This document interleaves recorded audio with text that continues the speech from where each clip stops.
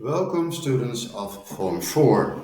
Again, this is one of a lot of videos I made yesterday and today, and we're going to talk about the topic of the sugar industry and attitudes to labor. How did they look to labor? How did they think about labor? Did it have to be cheap? Could people get fair wages? The who had to do the work, for instance? So those are attitudes to labor, and they are about explaining and describing in depth. I've put three goals together because they are connected and they are about two perspectives, actually three, how black African ex-slaves looked towards labor and how the Europeans, the whites in the Caribbean, often planters, looked to labor. Who had to do it? Could you pay people a lot? How did they think about the people who did the work? And how did they think about their own role and their own opportunities in this? Let's look at the first of three goals. Describe one example of the attitude of whites towards emancipation and the opportunities given to blacks for this end. So, the attitude of whites and the opportunities they gave to black African ex slaves. One example of the attitude of whites toward emancipation is that of the historian Thomas Carlyle. You see his name there. He had a typical attitude that a lot of European bigots have ever after emancipation. A bigot, what is a bigot? Important word. A bigot is someone who has stereotype or even racist and wrong ideas, and instead of working on those ideas and improving it, the person digs into that ideas. So he should know better.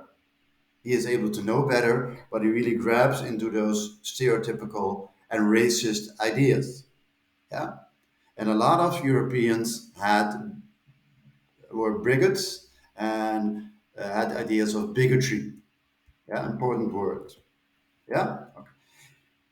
He wrote the free Africans in the Caribbean won't work anymore, and here comes the idea of bigotry and a very racist idea because they had free growing watermelons.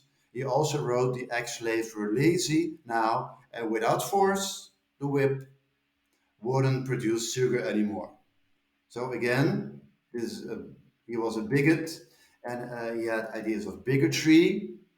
You could also say racist ideas because he said, these ex-slaves now they have watermelons, they can eat from the tree, they won't work. And why? Because they are lazy. And if we want them to work, we have to whip them and make them afraid again, as we did during times of slavery. Yeah. So this word bigot is a very, unfortunately, by the way, a very important word. This was goal 19. Then 20. Describe one example of the attitude of blacks towards emancipation, ex-slaves, African ancestry, where they were able to change their circumstances. So this is like a positive story. There are positive stories where they were able to change their circumstances.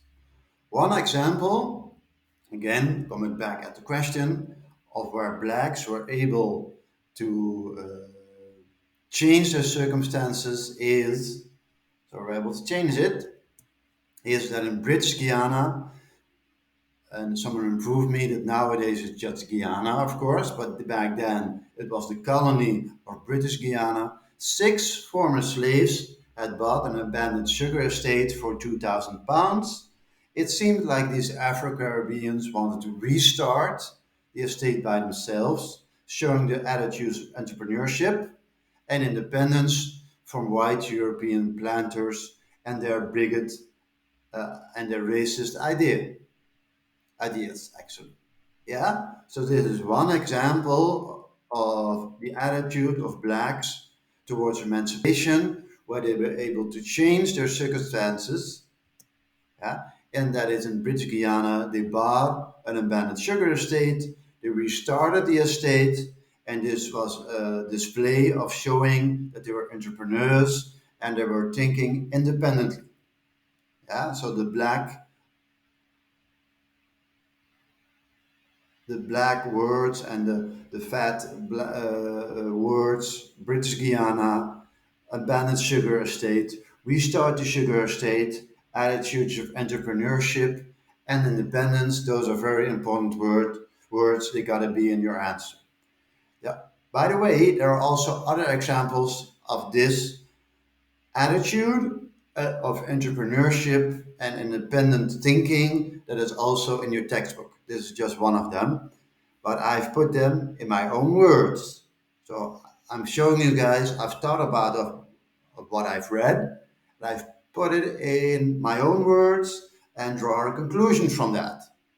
I didn't just take it from the book, I've put it in my own words and, yeah, read between the lines, you could say. Goal 20, and now to goal the attitudes of entrepreneurship and independence. Now to goal. Oh, yeah. Then, now to a little bit of depth about this. What do you think the white European plan to start of the attitude of these six Afro-Caribbeans? Keep the bigotry and attitudes in mind. Yeah? If you have an idea, put it below in the reactions. Yeah, but keep the bigotry and attitudes, of course, in mind. It was still strong, and sometimes it's still strong in the 21st century. Then, Goal 21. Describe one example of the attitude of blacks towards emancipation, but the difference from Goal 20 is where they were not able to change their circumstances. Where they were not able to change their circumstances. One example where blacks were not able to change their circumstances is that the majority, so the overwhelming most of the ex slaves, Afro Caribbeans, of Jamaican ex slaves up to 1842 remained on their plantations to work. So the overwhelming most of the ex slaves on Jamaica remained on their plantations to work. They had to pay for things they didn't have to pay for during slavery. So in some cases, they were not better off. Like, for instance, doctor's fees. Those were paid for them during slavery. Now they had to pay these for themselves. So their work circumstances and the work environment was worse than during slavery. Yeah? And their complaints about this were recorded by public servants.